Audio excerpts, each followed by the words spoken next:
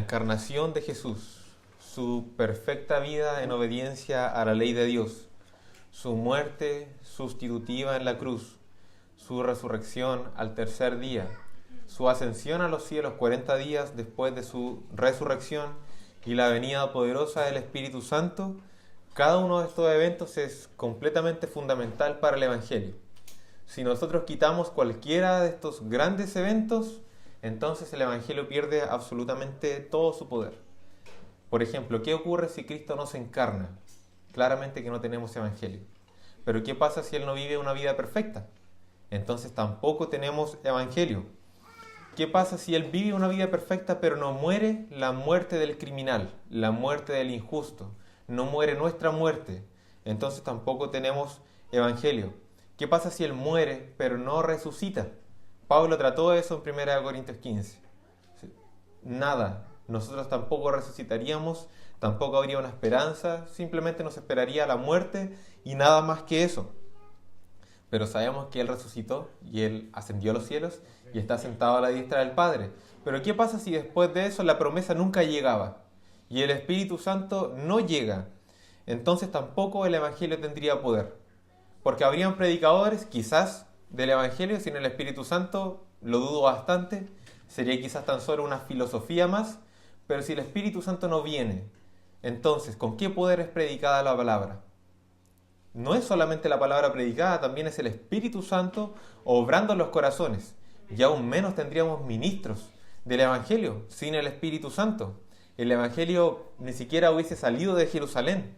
Hubiese muerto como muchas de las otras insurrecciones que hubieron antes de otros que se llamaban Mesías y que el día de hoy ya nadie recuerda, porque no fueron levantados por el Espíritu Santo. Es necesario también que el Espíritu Santo viniera. No tendríamos el Nuevo Testamento, no tendríamos el canon que hoy tenemos, probablemente las escrituras, si es que hubiesen habido sin el Espíritu Santo, hubiesen sido fácilmente manipuladas, porque si alguien guardó las escrituras de ser manipuladas por manos humanas, ese fue el Espíritu Santo. De tal manera que hoy día leemos la Escritura pura, santa y guardada por Dios, por el poder del Espíritu Santo. Sin el Espíritu Santo lo perderíamos absolutamente todo. Quise partir con esto para poder dar esa integralidad del Evangelio. Es un gran evento compuesto por muchos pilares. Si nosotros quitamos cualquiera de esos, los negamos, hemos negado la fe. Esa sería nuestra realidad. Y más adelante vamos a volver a hablar un poco del Espíritu Santo. ¿Dónde nos encontramos? Nos encontramos en el periodo entre la resurrección del Señor y su ascensión posterior. Pero este es el primer domingo.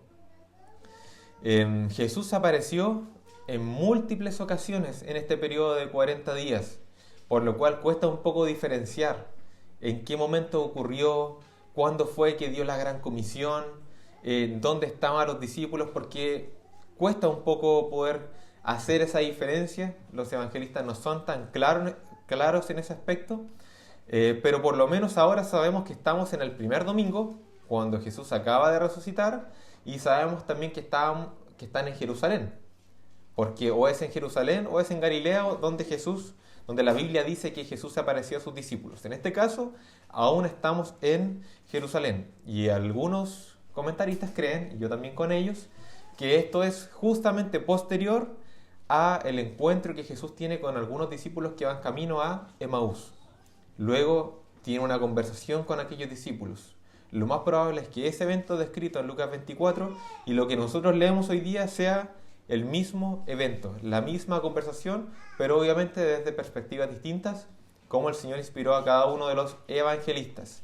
Lo que sí tenemos muy por seguro es que alguien aquí se perdió la bendición de ver a Cristo resucitado el primer domingo. Y ese fue Tomás. Eso pasa a veces cuando se reúne el pueblo de Dios y uno no está. El Señor da sus bendiciones y las perdemos porque no estamos en la comunión de los santos. Pero eso yo creo que va a ser un tema para la próxima predicación. Este es un encuentro sumamente necesario de Cristo con los discípulos. ¿Para quién? Para estos discípulos olvidadizos, estos discípulos atemorizados, temerosos, Estos discípulos que sin Jesús no son absolutamente nadie. Y es un encuentro lleno de regalos, de dones del Señor. Eso es impresionante.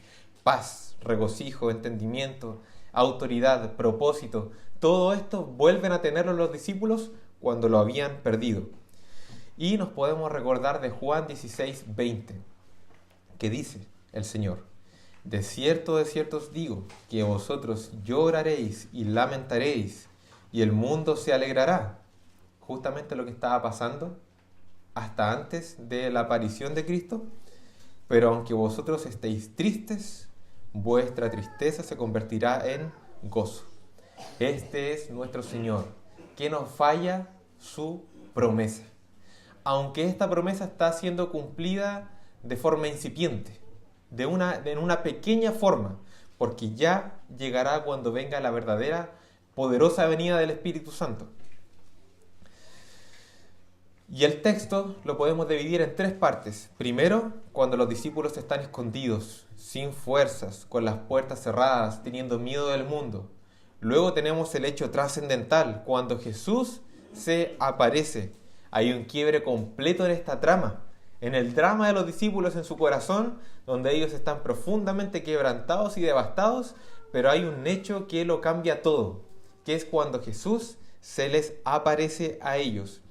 Y luego tenemos algo así como un nuevo comienzo para ellos, el retomar un propósito, una investidura preliminar, una muestra necesaria, pero todavía no completa, como ocurre en Hechos 2, como lo leímos en el devocional. Tenemos algo así como, hay un texto que dice que Dios sopló vida en Adán, pero ahora Cristo es aquel espíritu vivificante. Tenemos algo parecido a eso aquí. Él sopla.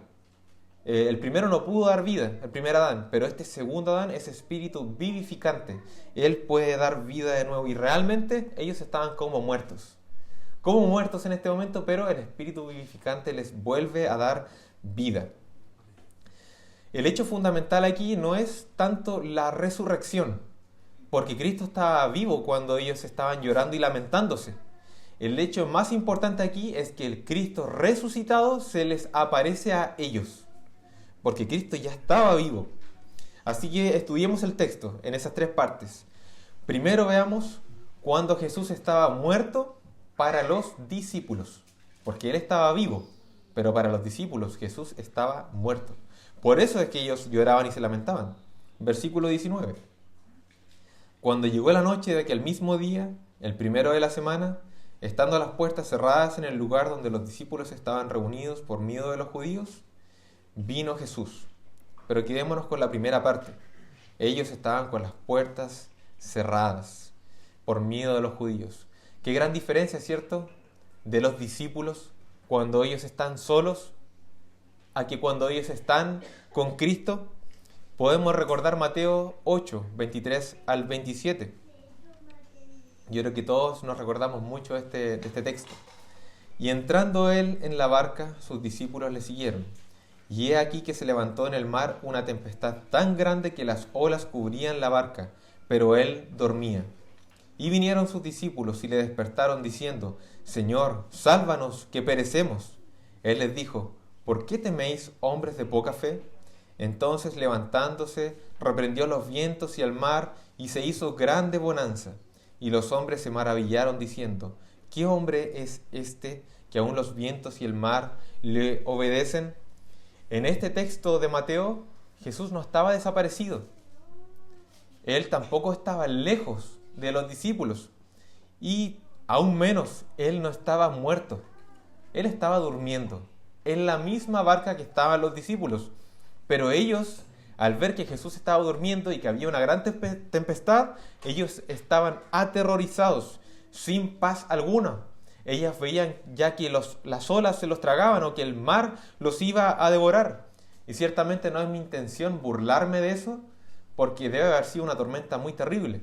Para hombres acostumbrados al mar y que estuvieran con miedo, de seguro yo ni siquiera hubiese podido clamar al Señor. Quizás me daba un infarto en ese mismo lugar, porque no estoy acostumbrado al mar.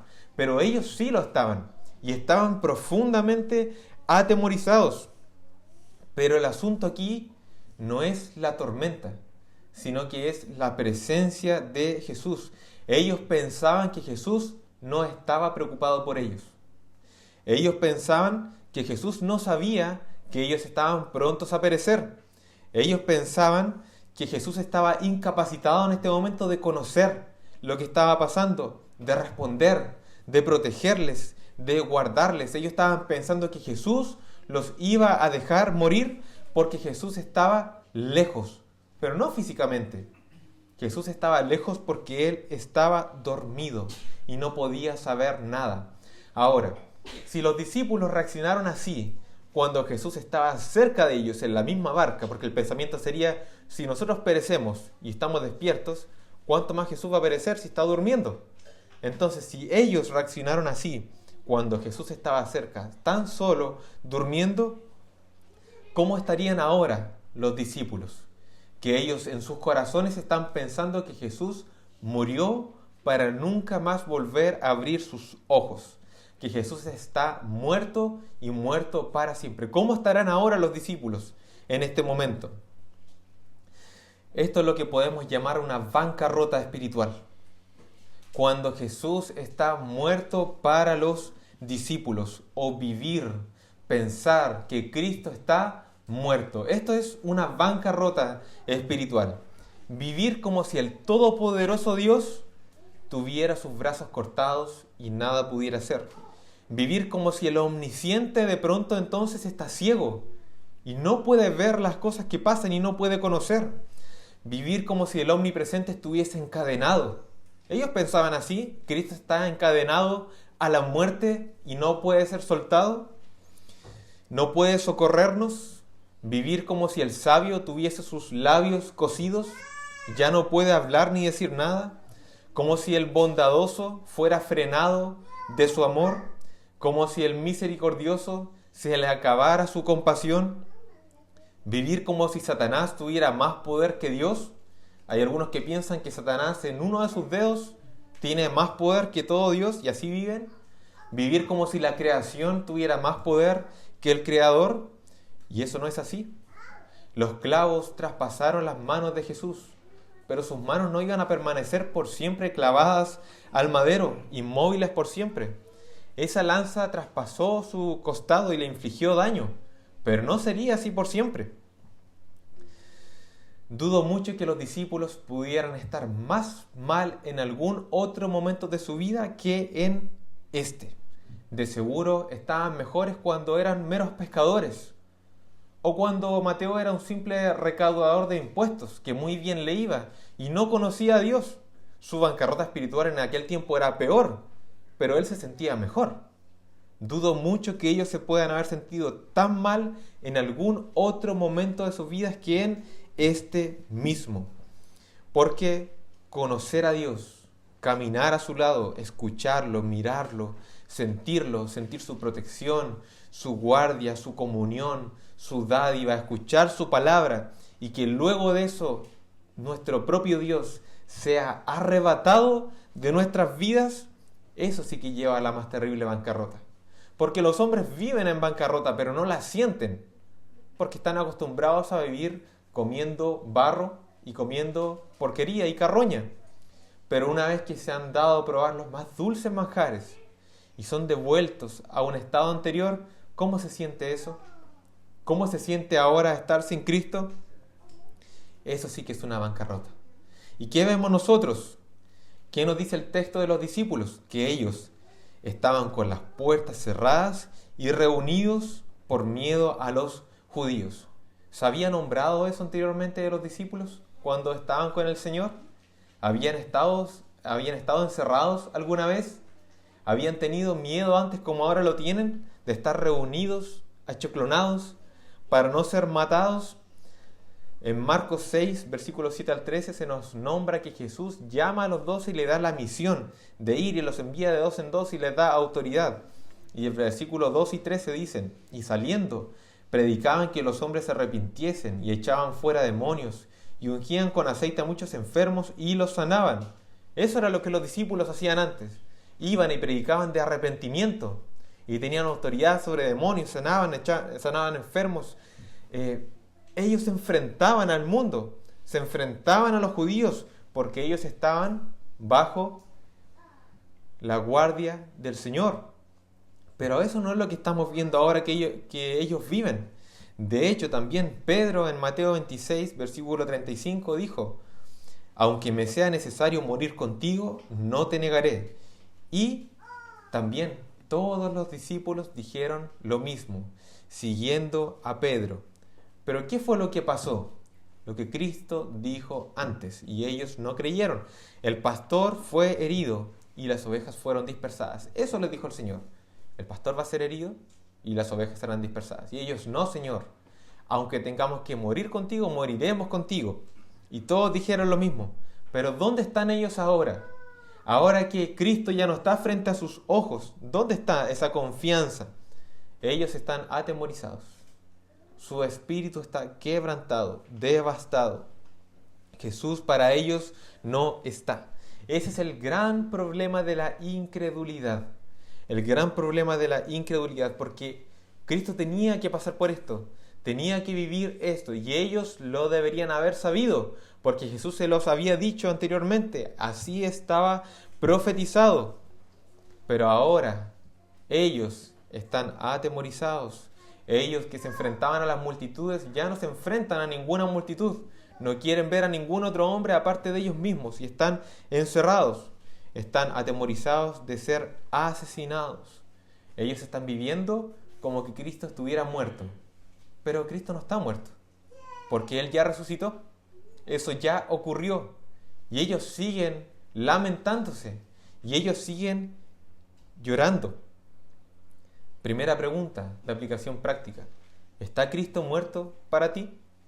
¿Vives como que Cristo estuviera muerto? ¿Tienes miedo? Miedo del mundo, miedo de tus colegas de trabajo, miedo de las aflicciones, miedo de la muerte, miedo de tu esposo, de tu esposa. ¿Aún tienes miedo de tus propios hijos? No puedes hablar de la fe en tu casa porque tienes miedo de lo que dirán. No puedes hablar de la fe en el trabajo porque tienes miedo. Te encierras a vivir tu fe porque ante tus ojos hay como un león afuera, dispuesto, listo para devorarte, y nadie librará tu cuello de ese león. ¿Sabes? Los propios discípulos te van a acusar en el día de tu juicio. ¿Sabes por qué? Porque ellos sí tuvieron que vivir un tiempo donde Cristo efectivamente estaba muerto. Él estaba en la tumba. Él resucitó. Pero nosotros no vivimos esos tiempos de los discípulos. Nosotros vivimos lo que la Biblia llama los últimos tiempos. Y los últimos tiempos no comenzaron con la Segunda Guerra Mundial. Los últimos tiempos no empezaron cuando se creó la televisión, o los celulares, o el internet, ¿cierto? Porque siempre es como que pasa algo malo y salen con el comentario: es que estamos viviendo los últimos tiempos. Pero los últimos tiempos comenzaron desde la venida del Espíritu Santo. Los discípulos ya vivían los últimos tiempos. En los últimos tiempos es el momento en que el Espíritu Santo está junto con su iglesia poderosamente, y estamos esperando la segunda venida del Señor. En estos últimos tiempos, Cristo no está en la tumba, ni lo volverá a estar jamás, nunca. Por eso es que los discípulos nos van a acusar aquel día, porque nosotros vivimos también como que Cristo estuviese muerto, pero Cristo no va a volver a estar muerto, nunca más. Entonces, ¿por qué vives como que Cristo estuviese muerto? ¿Por qué puedes pecar tranquilamente como que sus ojos de este Dios Todopoderoso no estuviesen abiertos, como que no hubiese juez? ¿Por qué temes tanto de todas las cosas que pasan en el mundo, como que tú como cristiano, como creyente, no tuvieses un guardián que te guardara en todo tiempo? ¿Por qué escondes tu fe del mundo, como que el mundo fuera a devorarte, si tú estás unido a Cristo y Él vence al mundo? Él jamás es vencido por el mundo, jamás es vencido del mundo. Él vence al mundo y ya lo venció. ¿Por qué vives ansioso como que el mañana fuera solamente conocido por Satanás, por tus detractores? El día de mañana fuera solamente conocido por la muerte y por la enfermedad, y nunca que el día de mañana es conocido por el Dios Todopoderoso, que Él ha trazado un plan con cada uno de los detalles de tu vida. Cada cosa que aparece en tu vida Dios la conocía de antemano y la utiliza para bien. Pero este es el quebranto espiritual. Esta es la bancarrota espiritual. Vivir como que Cristo estuviera muerto. Vivir pensando como que Cristo estuviera en la tumba. Él ya no está en la tumba. Jamás lo volverá a estar. Pero cuando la luz ya no alumbra, porque imaginémonos que en aquellos tiempos no había luz como la conocemos ahora, ¿cierto? Habían velas u otras cosas que se podían prender, pero la luz como ahora no estaba. Ellos estaban encerrados, yo me imagino que por el miedo con muy poca luz, las puertas muy cerradas, ojalá que si había alguna ventana tapada con algo. Cuando la luz no alumbra, cuando solamente se escuchan llantos, gemidos, lamentos de los discípulos porque acaban de perderlo todo, y a la vez que se puede aún escuchar a lo lejos la alegría del mundo, porque el mundo está alegre, el mundo está feliz, porque Jesús está en la tumba. Entonces nos dice el texto en Juan 16, vuestra tristeza se convertirá en gozo. Vuestra tristeza se convertirá en gozo. Vamos entonces al segundo segmento del texto, cuando Jesús se aparece a los discípulos. Partimos de la parte final del versículo 19 y tomamos hasta el 21. Vino Jesús y puesto en medio les dijo, paz a vosotros. Y cuando les hubo dicho esto, les mostró las manos y el costado. Y los discípulos se regocijaron viendo al Señor. Entonces Jesús les dijo otra vez, paz a vosotros. ¿Qué mayor causa de regocijo para los discípulos? Pero meditemos un segundo en esto. ¿Las puertas fueron abiertas de la casa? No, las puertas no fueron abiertas de la casa. Jesús entró milagrosamente, pero las puertas no fueron abiertas. ¿El mundo había cambiado? El mundo seguía alegre. De hecho, podemos hacer un ejercicio y en este mismo momento que ellos se regocijan, vamos, hablemos con Herodes, hablemos con el César, hablemos con Pilato, hablemos con Anás y Caifás y preguntémosle, ¿cambió algo en este momento? ¿Odian menos ahora a los cristianos y a Cristo? ¿Ya dejaron de buscar la muerte de ellos? Para ellos nada ha cambiado, absolutamente nada. Siguen con sus mismos planes, siguen pensando en sus mismas cosas, intentando evitar que llegue al conocimiento de todo el pueblo que Cristo ha resucitado. Entonces, ¿por qué los discípulos se regocijaron? Si pueden seguir teniendo miedo al mundo, si el mundo sigue siendo exactamente el mismo. ¿Por qué se regocijan? Aún podemos pensar en esto. Cristo estaba resucitado y sigue resucitado. Eso no cambió. Eso no cambió. Cristo estaba vivo, sigue vivo. Eso tampoco fue lo que cambió. El hecho fundamental, lo que cambió aquí, es que Cristo había estado muerto para ellos hasta ahora. Porque ellos vienen a tener un encuentro personal, experiencial con el Cristo resucitado. Ese es el hecho fundamental de todo hombre, de toda mujer. Tener un encuentro personal con el Cristo que vive. No con un Cristo muerto. Porque con un Cristo muerto muchas personas han tenido muchas experiencias. Que vieron a Jesús, que le conocieron, pero siguen siendo exactamente los mismos. Teniendo los mismos miedos, los mismos pecados, la misma vida, pero tener un encuentro con el Cristo que está vivo, que reina, que está resucitado, que sus ojos ven, que su boca habla. Eso es lo que toda persona necesita. Para poder escuchar con sus propios oídos lo que los discípulos escucharon. ¿Qué escucharon ellos? Paz a vosotros. Paz a vosotros. En el momento de la aflicción, en el momento del miedo, del terror, del temor, escuchar paz a vosotros. Eso es lo que todo hombre necesita. Que durante un momento se detenga el mundo por completo, sus entretenciones, sus circunstancias, sus distracciones, para entonces poder contemplarle, contemplar sus heridas, contemplar su costado. Pero repito, cuando el cristiano hace eso, el mundo sigue igual. El mundo se sigue cayendo a pedazos. Un cristiano puede tener un encuentro con Cristo en su habitación. Y saben, fuera de la puerta la familia sigue peleando. Su familia va a seguir peleando. La música del vecino al reggaetón sigue sonando ahí afuera. Los perros siguen ladrando en la calle. Pero para ese pobre hombre, para esa pobre mujer, ha pasado de un estado de bancarrota espiritual a suma y excelsa riqueza. Porque ahora tiene a Cristo abundantemente. ¿Y qué pasa con ese creyente? Se regocija. Se regocija como antes no lo estaba. Pero, repito, el mundo sigue igual. La circunstancia no cambia. A lo mejor es un cristiano que está enfermo. Sigue enfermo. Pero con Cristo, que antes estaba muerto para él. Este hecho es como una bisagra. Abre el paso para una nueva realidad. El tener un encuentro con el Señor abre el paso para una nueva realidad que antes no estaba presente. Esto marca un antes y un después para estos discípulos. Así que te pregunto, ¿tú has contemplado al Cristo resucitado? Claramente que no te pregunto si tú lo has visto en sueños. Esa no es la pregunta.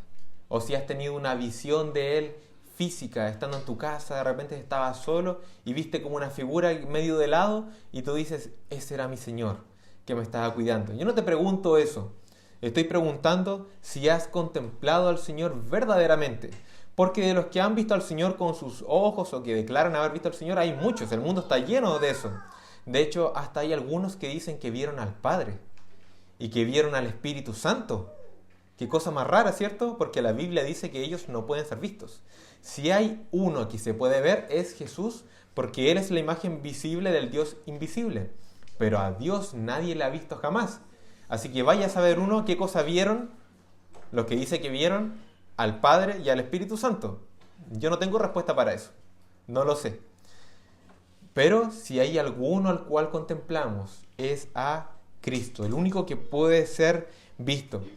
Pero lo has contemplado en la integralidad, la perfección y la belleza del Evangelio, porque el Evangelio es poder de Dios para salvar. Cuando tú has pecado, ¿lo has visto extendiéndote la mano para perdonarte? Cuando tú estás triste, ¿lo has visto consolándote? Cuando tú estás cansado de luchar, de correr la carrera incluso de la fe, ¿tú le has visto cargándote sobre su propia espalda para llevarte? Cuando han disparado contra ti, ¿tú lo has visto cubrirte con su propio cuerpo? ¿Has visto a Cristo? ¿Has visto sus heridas hechas por ti? Él es tu baluarte. Eso nos dice la Escritura. El baluarte es como aquella parte de la fortificación de las murallas de una ciudad en la cual se paran los arqueros. En la parte más fuerte, la que más resiste, Él es tu baluarte. Él es tu fortaleza. Él es tu roca firme. Todo lo demás es arena movediza. Él es tu socorro. No hay otro que te pueda socorrer. Él es tu hoy, pero también tu mañana. No, tú no vives solamente el día de hoy como alguien que se preocupa solo de hoy. Dios se preocupa también de tu mañana. Él es tu provisión, tu única provisión. De tal forma que si tú lo pierdes todo, pero lo tienes a Él, no te hace falta nada. Y te aseguro que no te faltará nada. Porque nunca a un hijo de Dios le ha faltado para vivir lo necesario. Él es tu única riqueza y lo único que realmente tienes. Porque cuando partas de este mundo, tu única riqueza se basará en si tú tienes a Cristo. Si tú no lo tienes a Él, dejarás acá casas, propiedades, autos, títulos, todo lo que tú tengas se queda acá. Pero si tú tienes a Cristo, tú lo tendrás todo, absolutamente todo. La herencia celestial por completo y eternamente en tu posesión, estando en la presencia del Señor. Entonces, Él no es una riqueza añadida, Él es tu única riqueza. Lo único que tú tienes. Romanos 8, 28. Y sabemos que los que aman a Dios, todas las cosas les ayudan a bien. Y el versículo 31 en adelante también dice, ¿qué pues diremos a esto? Si Dios es por nosotros, ¿quién contra nosotros? El que no escatimó ni a su propio Hijo, sino que lo entregó por todos nosotros, ¿cómo no nos dará también con Él todas las cosas? ¿Quién acusará a los escogidos de Dios? Dios es el que justifica. ¿Quién es el que condenará? Cristo es el que murió, más aún, el que también resucitó, el que además está a la diestra de Dios, el que también intercede por nosotros. ¿Quién nos separará del amor de Cristo? ¿Tribulación o angustia o persecución o hambre o desnudez o peligro o espada? Contempla las heridas de Cristo. ¿Sabes por qué? Porque esas heridas deberían ser tuyas. Tus manos deberían ser traspasadas. Tu cabeza debería tener una corona de espinas. Tu costado debería haber sido traspasado. Y ciertamente lo será así para aquellos que no confían en Cristo para salvación. Porque ellos pagarán su propia cuenta. Sus propias deudas las pagarán. Pero aquellos que confían en Cristo pueden ver las heridas y decir, esas heridas debieron haber sido infligidas a mí, pero no lo son, porque Él lo hizo por mí. Entonces, este es el asunto central. Si Él es por ti, ¿quién va a estar contra ti? Pero ahí hay un gran pero. Si Él estuviera contra ti, ¿quién va a ser contigo? ¿Quién te va a proteger? ¿Quién te va a guardar de su mano? ¿Quién estará contigo? Pero bendita sea esta esperanza, porque no te puede separar de Cristo tribulación, angustia, persecución, hambre, desnudez, ni peligro, ni espada, porque Él vivió todo esto y Él lo venció. Él lo vivió por nosotros, de tal manera que ahora nosotros podemos vivir estas cosas, pero en Él, no contra Él, sino junto con Él. Ahora tú debes contemplar a tu gran guerrero, porque Él no está muerto. Si Él estuviera muerto, el Evangelio se acaba. Si Él no resucitaba, el Evangelio se acaba. Pero Él no está muerto, sino que Él peleó esta gran batalla y sus heridas son su gloria.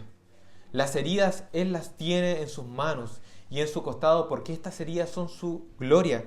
Por estas heridas Él trajo a muchos a salvación. Por estas heridas Él trajo un pueblo para alabar y engrandecer el nombre del Padre. Por estas heridas Él limpia a un pueblo. Él gana a una esposa.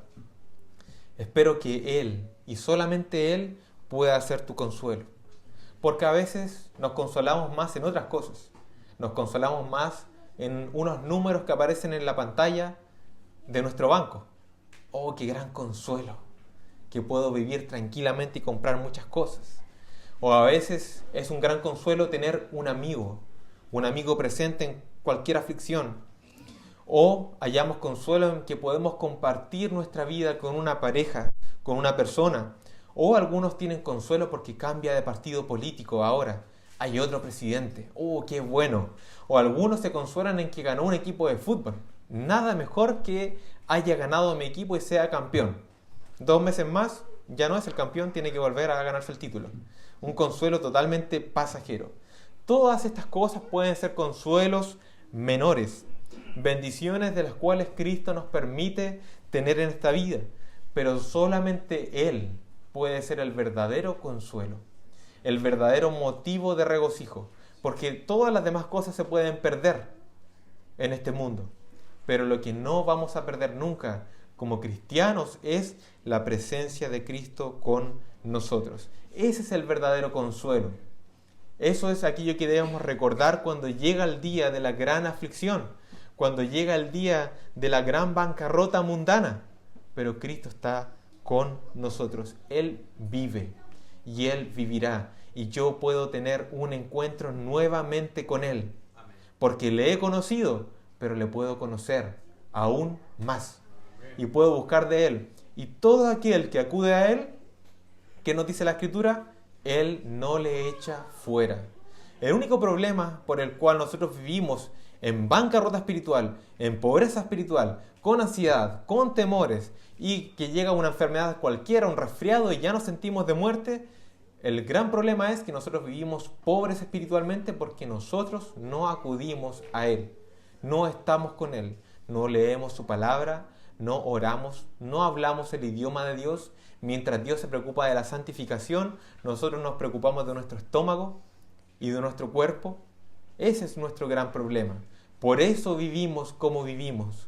Por eso nos espantamos hasta con los dichos de alguna persona por ahí, porque vivimos en bancarrota espiritual. Pero podemos tener un encuentro con el Señor. Y les aseguro, como ya ha ocurrido en otras épocas de la historia, que si el Señor tuviera un gran encuentro con nosotros, sería como una bisagra, una puerta que se abre, que nos permite llegar a otro tipo de vida, como hemos visto en los grandes periodos de avivamiento que ha tenido la iglesia, donde las personas, los evangelismos que nosotros haríamos ya no serían nada. ¿Saben por qué? Porque en los grandes despertares que han habido en la historia, es la gente la que se agolpa en la iglesia por querer escuchar la palabra. Aún eso Dios lo puede otorgar, pero primero hay que tener un encuentro con Él. De nada serviría, ¿cierto?, que el Señor sirva la mesa completa y que los que están trabajando para el Señor se queden fuera. Todos tienen encuentros con el Señor y el que predica no lo tiene. ¿Qué cosa más terrible sería eso? Tercer segmento de nuestro texto: las dádivas del Cristo que vive. Partimos desde el final del versículo 22. Como me envió el Padre, así también yo os envío. Y habiendo dicho esto, sopló y les dijo: recibid el Espíritu Santo. A quienes remitiereis los pecados, les son remitidos, y a quienes se los retuviereis, les son retenidos. Este ya es terreno pedregoso. Hay dos cosas de las cuales podemos hablar aquí. En primer lugar, podemos hablar acerca del Espíritu Santo, y en segundo lugar, acerca de la autoridad. Fueron dos regalos, dos dones, dos dádivas que Cristo entregó a los discípulos en este momento. No pretendo que yo vaya ahora a desentrañar los misterios más profundos. Tampoco tenemos tanto tiempo. Pero sí podemos ver qué significan estas dos cosas. En primer lugar, hablemos acerca del Espíritu Santo, porque dice el texto: y habiendo dicho esto, sopló y les dijo: recibid el Espíritu Santo. Veamos primero lo que no significa. En primer lugar, ¿qué es lo que no significa? Que ellos no habían tenido el Espíritu Santo antes de esto. Eso no es lo que significa, porque hay algunos que dicen que los creyentes del Antiguo Testamento, del Antiguo Pacto, no tenían al Espíritu Santo. Pero entonces, si los creyentes del Antiguo Testamento no tenían al Espíritu Santo, ¿por quién, sino por el Espíritu de Dios, Sansón hizo las hazañas que él hizo? Juan 14:6, Jueces 14:6 dice: y el Espíritu de Jehová vino sobre Sansón, quien despedazó al león como quien despedaza un cabrito, sin tener nada en su mano, y no declaró ni a su padre ni a su madre lo que había hecho. ¿Por quién, sino por el Espíritu de Dios, fue que Sansón hizo sus hazañas? ¿Qué pidió David en su oración penitente? Sino que el Espíritu de Dios no le fuese quitado. Salmo 51:11. No me eches de delante de ti y no quites de mí tu Santo Espíritu. Entonces, ¿lo tenía o no lo tenía? Claramente que David tenía el Espíritu Santo. ¿Por quién predicaban el arrepentimiento, echaban fuera demonios y sanaban enfermos los discípulos? Sino por el Espíritu de Dios. Si no, tendríamos que unirnos a los fariseos, si ellos no tenían al Espíritu Santo, y decir: lo hacen por Belcebú. Pero ciertamente que no era así. Ellos lo hacían por el Espíritu de Dios, de tal manera que es imposible negar que el Espíritu Santo ya estaba en los creyentes del Antiguo Testamento. Ya tenían al Espíritu Santo y los discípulos ya gozaban del Espíritu Santo antes de este evento que nos relata Juan. No ha habido jamás ningún creyente en cualquier época que no tuviese al Espíritu Santo obrando en su propio corazón. ¿Quién regenera? ¿Quién da vida? Es el Espíritu Santo de Dios que hace esta obra en los corazones. ¿Quién sostiene a los creyentes de Dios para que no caigan en los más terribles pecados y terminen viviendo su vida en apostasía? ¿Quién hace eso? Sino el Espíritu Santo de Dios. ¿Cómo fue sostenido David entonces? ¿Cómo fue sostenido Sansón? Que si no fuera por Hebreos 11 yo pensaría que nunca fue creyente. ¿Quién sostiene a Sansón? ¿Quién lo sostuvo? El Espíritu Santo de Dios. En segundo lugar, lo que no significa es que los discípulos recibieron la promesa del Espíritu Santo en este momento, antes que los demás. Tampoco significa eso. Ya leímos Hechos 2. ¿Por qué no podemos considerarlo así? Porque Juan 16:7, Cristo dijo: pero yo os digo la verdad, os conviene que yo me vaya, porque si no me fuera, el Consolador no vendría a vosotros, mas si me fuere, os lo enviaré. Entonces, no puede ser que sea la promesa recibida del Espíritu Santo. ¿Por qué? Porque Él no se ha ido todavía. Aún quedan 40 días aproximadamente para que Él ascienda a los cielos. Por lo tanto, no ha venido el Espíritu de Dios como la promesa. Pero ¿qué sí es entonces? Es una promesa cumplida, pero de forma preliminar. No es el todo, pero es la parte, lo necesario y lo esencial para que ellos puedan pasar estos 40 días.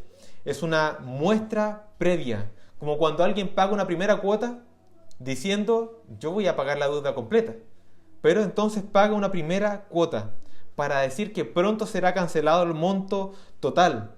¿Qué pasa si los discípulos no tienen al Espíritu Santo con una muestra previa como Cristo se los da ahora? Ellos están en Jerusalén ahora.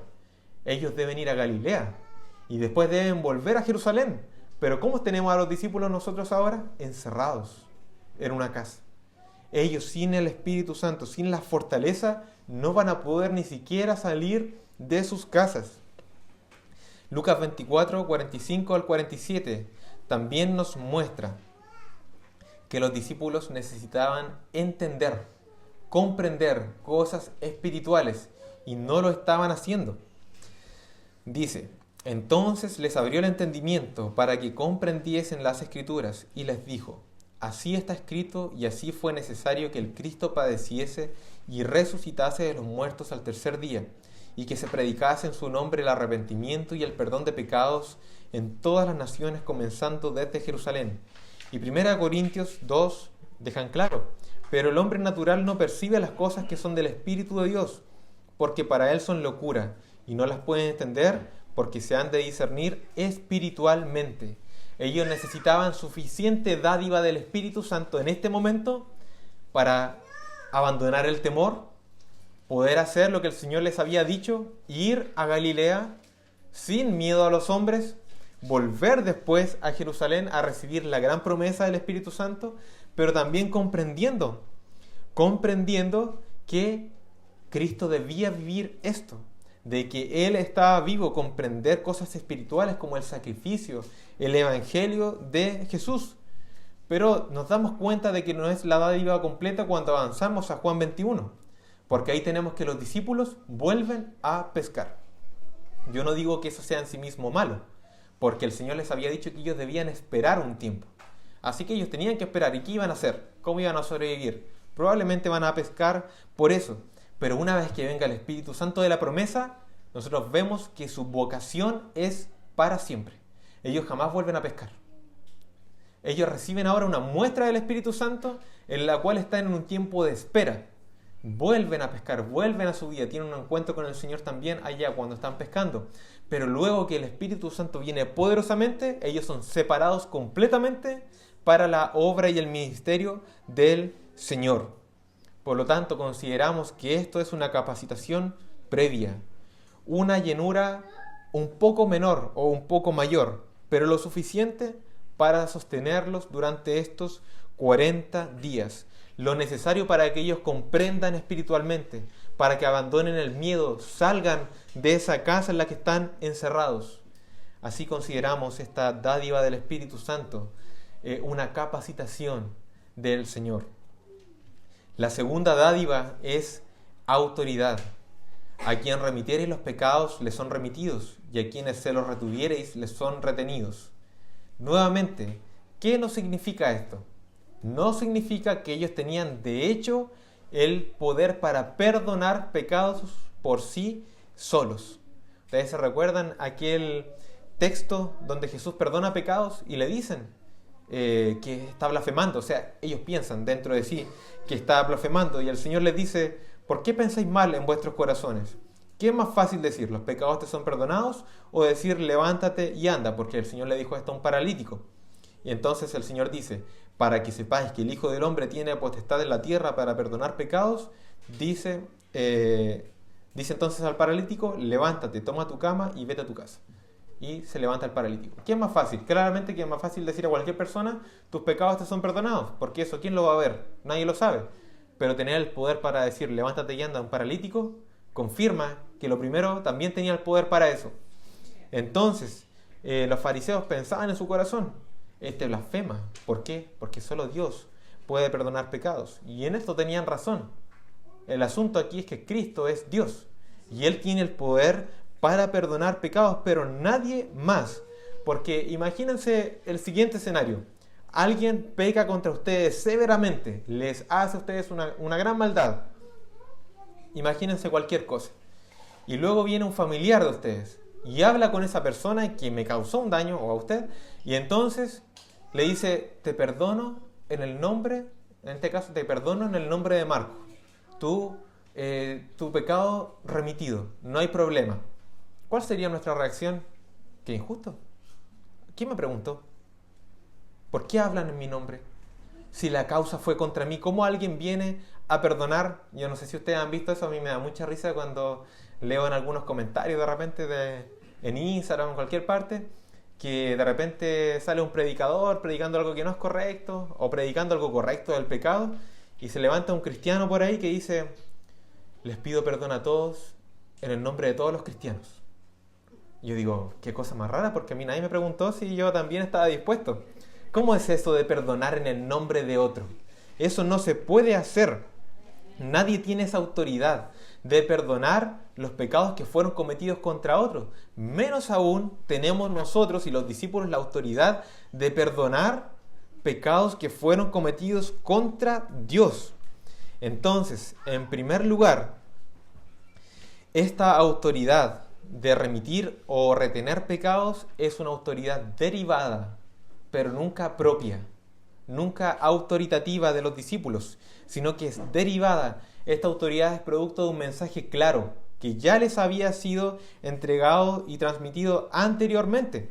Porque si hubiese sido una autoridad propia, ellos podrían entonces por celos retener pecados. No me cae bien.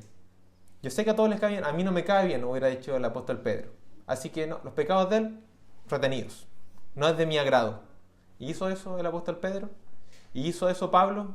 ¿Inventaron nuevas leyes? No, es que a mí no me gusta que anden con falda. Entonces los que andan con falda, pecado retenido. No puede ir al cielo. ¿Hicieron eso los apóstoles? ¿Los discípulos?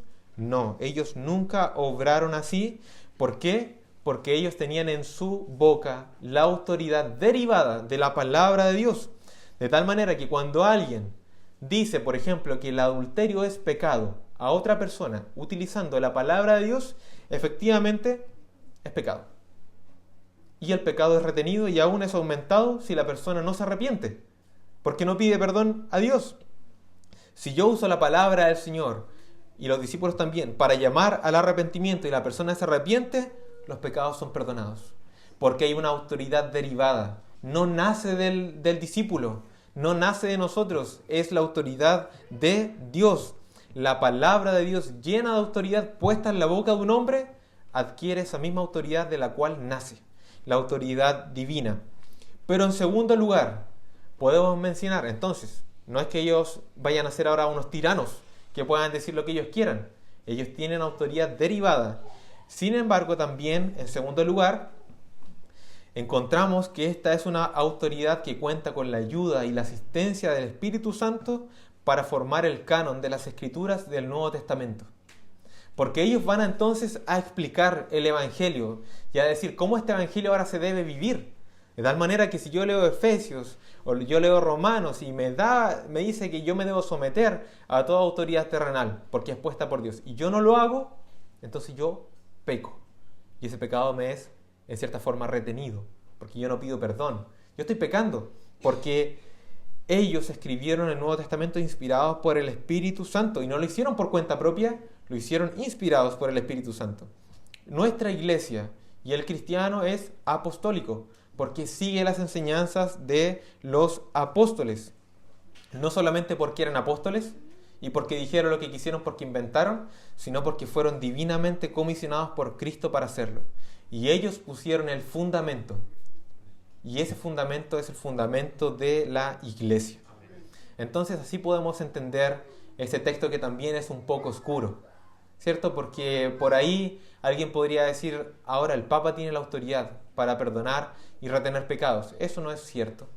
Tampoco se nos dice que esto fue transmitido a la posteridad. Tampoco nos enseña eso el texto. Tampoco pastor, ni diácono, ni nadie, ni menos aún alguien que se haga llamar apóstol, tiene el poder de perdonar o remitir pecados. Eso es de Dios. Pero cuando es la palabra de Dios puesta en la boca de instrumentos de Dios, entonces adquiere esa autoridad. No por nosotros, sino porque esa autoridad viene de Dios. Así que vemos en este tercer segmento el gran regalo de Cristo cuando Él se aparece. Es una dádiva.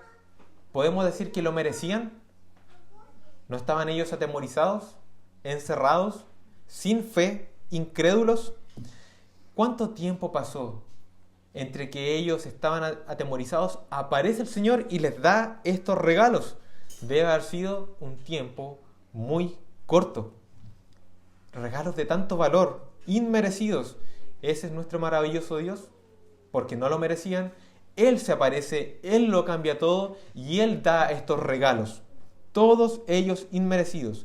Ellos habían pecado delante del Señor, lo habían negado, lo habían abandonado, lo habían traicionado. ¿Y qué es lo primero que oyen en este momento? Paz a vosotros. Eso es lo primero que oyen. Podría haber sido la primera pregunta. ¿Por qué me hicieron esto? ¿Dónde estaban ustedes cuando yo estaba crucificado? ¿Por qué ustedes no fueron a buscarme a la tumba? Apártense de mí, voy a escoger a otros, quédense aquí. O él pudo haber dicho, 10 segundos y esto va a ser consumido. Ninguno de ustedes va a ver la vida. Pero no es así. Ellos habían traicionado al Señor, habían pecado contra Él, y el Señor se aparece y Él lo cambia todo y dice, paz a vosotros. Por eso ahora tú no temas tener un encuentro con el Señor. Si tú has tenido la peor vida o has cometido los más terribles pecados, porque Él no echa a nadie fuera. Él cambia la vida. Siendo que Él es la víctima de nuestros pecados, Él se aparece, Él paga la cuenta y Él dice, paz para ti, paz para con Dios, paz eterna. El Rey de paz no nos va a traer el infierno en esta vida. Solamente cuando su paciencia se haya acabado y nuestras vidas hayan terminado, entonces pagaremos conforme a lo que hicimos. Pero en esta parte de la existencia siempre hay paz disponible de parte de Dios para nosotros. Por lo tanto, no hay un evento tan importante, tan definitivo para cualquier discípulo como el tener un encuentro en carne propia con el Cristo resucitado. Todos van a tener un encuentro con el Cristo resucitado cuando mueran. Todos lo van a tener. Ahí todos van a reconocer que Él es Señor. Porque nadie dirá, no, tú no tienes poder sobre mí, no me eches al infierno. Todos van a reconocer, por las buenas o por las malas, que Él es Señor. Pero hay una posibilidad de tener un encuentro con Él ahora, en esta vida. Reconocer que Él vive y que Él vivirá. Yo meditaba cuando armaba este sermón y me preguntaba cuántas veces he orado para que el Señor tenga un encuentro más profundo conmigo. O al revés, que yo tenga un encuentro más profundo con Él, más vívido con Él. Que su rostro resplandezca delante de mí y que sea cambiado, que yo sea distinto. ¿Cuántas veces has orado no solamente para conocerle más, sino para tener una experiencia aún mayor con Él? Un encuentro aún mayor con Él. ¿Cuándo? Cuando la muerte, el pecado, comienza a tener dominio en mí. Cuando las tentaciones me comienzan a vencer. Cuando el mundo parece grande. Cuando las aflicciones se empiezan a volver demasiado poderosas. Cuando la vida espiritual está pobre. Cuando las personas nuevamente comienzan a volverse más grandes que Dios, cuando comienzo a vivir como que Cristo estuviera muerto, ahí es necesario pedirle al Señor que nos dé un encuentro con Él. Volver a verle en una visión maravillosa, poderosa. Que de repente estemos orando, de repente estemos leyendo y todo cambie. Porque hemos tenido un encuentro con Él. Y ser pasados de vivir de pobreza a abundancia. Y podamos nosotros decir, como el salmista en el Salmo 23, aderezas mesa delante de mí en presencia de mis angustiadores. Unges mi cabeza con aceite, mi copa está rebosando. Yo te pregunto, ¿tu copa rebosa? ¿Tú puedes decir eso? ¿O tu copa no rebosa? Tu copa está pobre. Tu copa no tiene nada. No bebes de tu copa. Aún decides beber barro y tratarte con barro. Esas cosas no sacian. Vives pobre. Quizás te falta un encuentro con el Señor. Un encuentro cercano, real. Y no hablo de una experiencia mística, una cosa loca, que nada tiene que ver con la Escritura, sino de una experiencia sobrenatural, pero con arraigo en las Escrituras. Porque siempre Dios va a obrar conforme a su palabra. Siempre va a ser así. Y cuando eso ocurra, tal cual le pasó a los discípulos, el mundo va a seguir igual. El mundo se sigue cayendo a pedazos. Pero tú vas a ser distinto, vas a haber sido cambiado, transformado. Tu forma de ver las cosas, una forma espiritual de ver el mundo. No vas a cambiarte de casa, no vas a cambiar de esposo ni esposa, no vas a cambiar tus hijos, no vas a cambiar tu trabajo, no vas a cambiar de país, nada va a cambiar. No va a cambiar el presidente porque tú tienes un encuentro, no, el mundo no va a cambiar. Lo que va a ser cambiado es tu corazón, tu persona, tu forma de ver las cosas. Necesitamos un encuentro con el Señor, personal, todos nosotros. Y es nuestro deber rogar al Señor por eso. Y Él a nadie echa fuera. Oremos al Señor.